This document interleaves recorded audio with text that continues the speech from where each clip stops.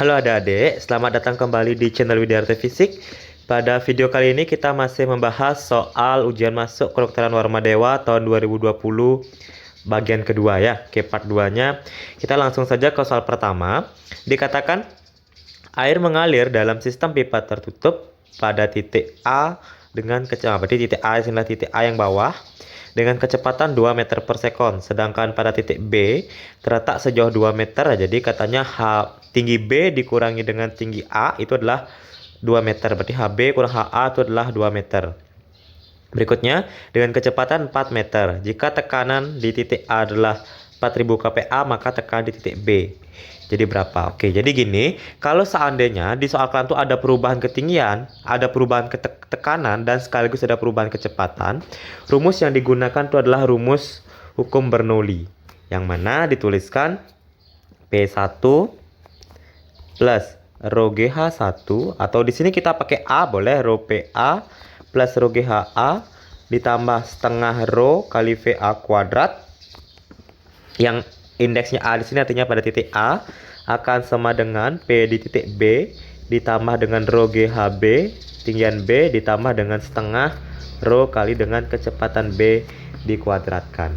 Oke, sekarang kita kumpulkan dulu HA dengan HB. Jadi ini pindah ruas ke sini karena diketahui selisih HA dan HB-nya. Nah, jadi kita lanjut saja dan PB-nya kita pindah ke sini. Jadi dihasilkan PA, atau biarkan PB di sini nggak masalah. Jadi PA sama dengan ditambah setengah rho VA kuadrat gitu kan, sama dengan PB ditambah dengan setengah, ini P ya, PB tambah setengah rho kali VB kuadrat ditambah rho kali G kali HB dikurang rho kali G kali HA. Oke, kita masukkan saja nilai PA-nya, atau sederhana ini rho-nya yang sama boleh kita kumpulkan. Jadi di sini adalah PA. Jadi PA ditambah setengah rho kali VA kuadrat sama dengan PB ditambah setengah rho VB kuadrat gitu kan. Nah di sini karena rho G sama, kita kumpulkan saja ditambah rho G dalam kurung HB dikurang dengan HA. Nah sekarang baru kita lanjut masukkan PA. Tekan di titik A dikatakan 400 kilopascal. Kilopascal kita rubah jadi pascal, berarti kali 1000 kan. Nah berarti 400.000. Tahu, jadi kita tulis ini 400 kali 10 pangkat 3 pascal ditambah setengah rho di sini 1000, berarti 10 pangkat 3, rho air 10 pangkat 3 ya. Rho air adalah 1000. Kecepatan di titik A dikatakan katanya 2 meter per sekon. Nah berarti ini 2 kuadrat sama dengan PB mau dicari ditambah setengah dikali rho B nya 10 pangkat 3, kecepatan B nya katanya 4 meter per sekon, berarti 4 kuadrat ditambah rho nya 10 pangkat 3, G nya 10, kemudian HA dikurang HB. Jadi selisih ketinggian B dengan ketinggian A sudah dikatakan. Nah, B terletak 2 meter di atas A, artinya selisih HB dan HA itu adalah 2 meter. Jadi langsung aja kita ganti di sini dengan 2. Nah di sini sekarang kita bisa menghitung. Nah berarti di sini semua ruas di sini ya, semua ruas dibagi 10 pangkat 3 boleh, atau enggak biarin aja ini 4000 kali 10 pangkat 3 ditambah setengah dikali 2 kuadrat, 2 kuadrat 4 kali setengah berarti jadinya 2 ya. Jadi 2 kali 10 pangkat 3 sama dengan PB ditambah di sini 4 kuadrat 16 kali setengah berarti 8 kali 10 pangkat 3 ditambah 10 kali 2 berarti 20 kali 10 pangkat 3. Nah sekarang kita kumpulkan angka yang lainnya, berarti ini 402 kali 10 pangkat 3 minus. Kenapa minus? Karena ini tak pindah ke sini sekarang, ini tak pindah semuanya, berarti awalnya plus 8 jadi min 8 kali 10 pangkat 3 minus awalnya plus 20 jadi min 20 kali 10 pangkat 3 sama dengan PB. 402 dikurang dengan 20 dulu, jadi sama aja artinya dengan 382 ya. 382 dikurang dengan 4 berarti dikurang dengan 8 berarti 374 kali 10 pangkat 3 sama dengan PB. Jadi tekanan titik B sama dengan 374 kali 10 pangkat 3 Pascal. Ingat 10 pangkat 3 sama saja artinya dengan kilo. Berarti 374 kilo Pascal. Jadi option yang paling tepat itu adalah jawaban nomor C ya. Ya.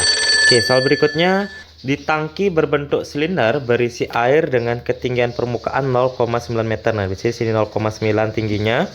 Dinding di bagian bawah terdapat lubang kecil. Nah, di sini sehingga terbentuk sudut berbentuk lintasan berbentuk parabola. Air pertama kali keluar pada pipa jarak pancar maksimum. Di sini minta jarak pancar maksimum. Berarti karena bentuk lintasannya seperti parabola, jadi ini berarti gunakan X max pada parabola.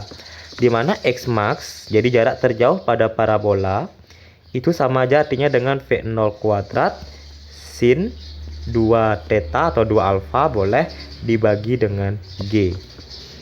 Di mana V0 kuadrat, jadi kecepatan awal kuadrat, di sini bisa kita menggunakan rumus asas Torricelli, di mana V0 itu sama dengan akar 2GH. Karena dikuadratin jadi akar 2GH dikuadratin gitu kan, sin 2 dikali dengan 75 per G.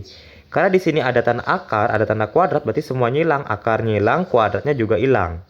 Sehingga akan dihasilkan 2 kali G kali H.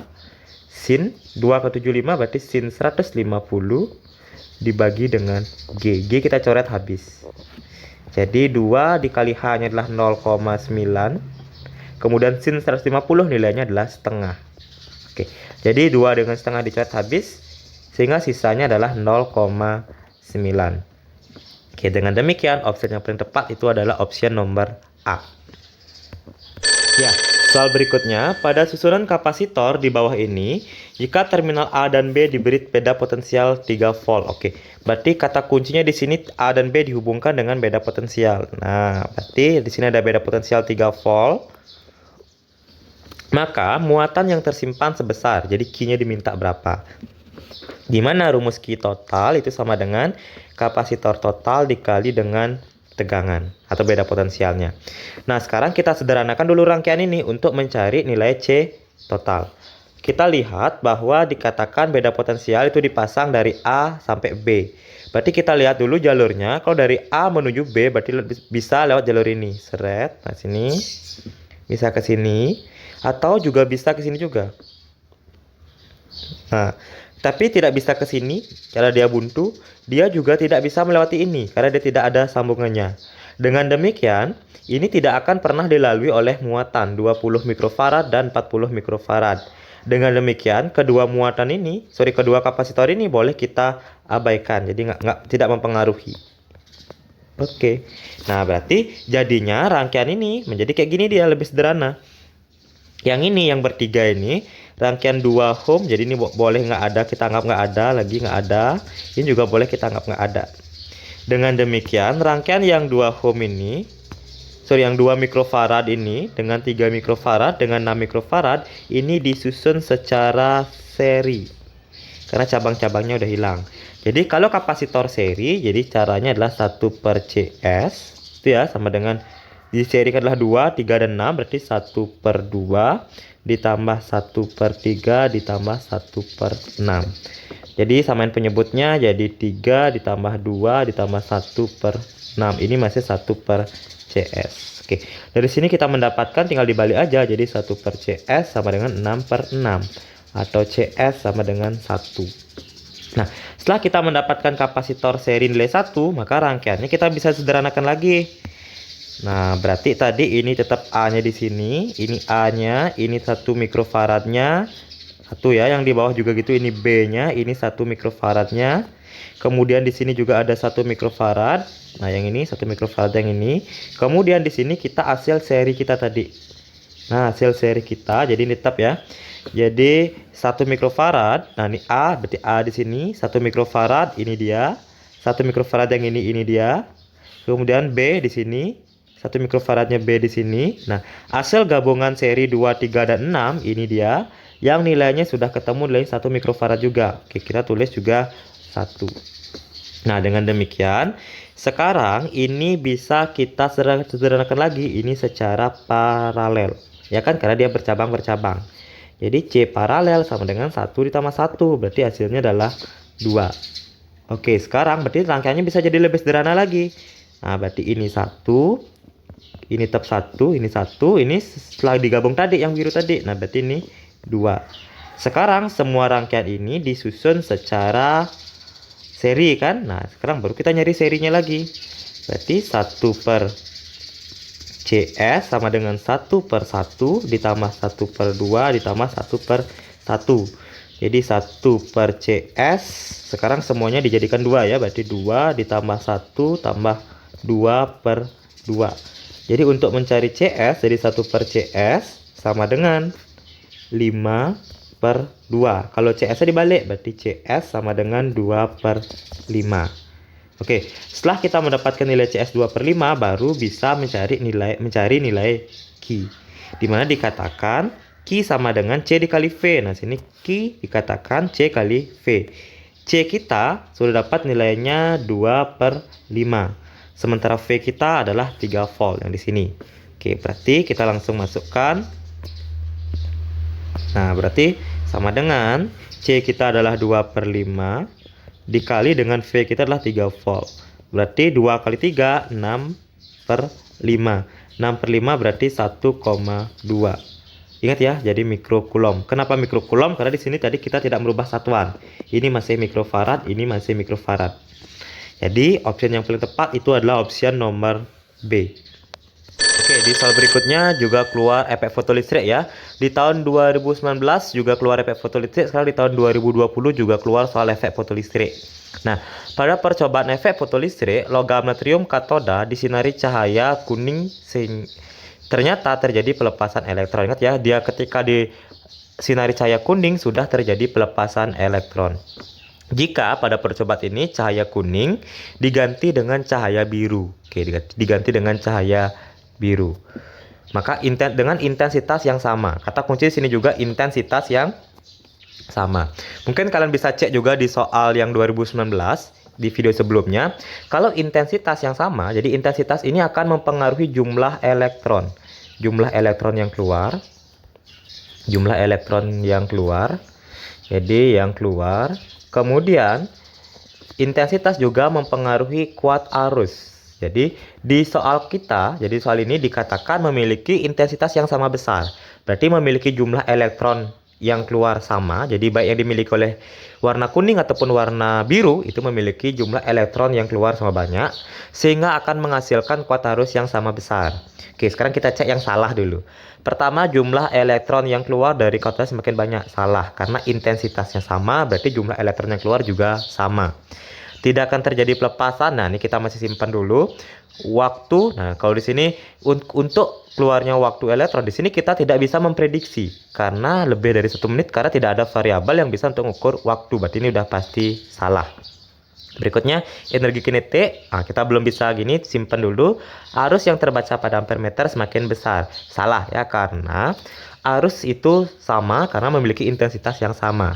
Berikutnya yang berkaitan sekarang adalah energi kinetik sama lepas atau tidaknya elektron. Oke, di sini kita menggunakan warna. Jadi kita tahu bahwa ada warna Mejiku Hibiniu ya, Mejiku Hibiniu.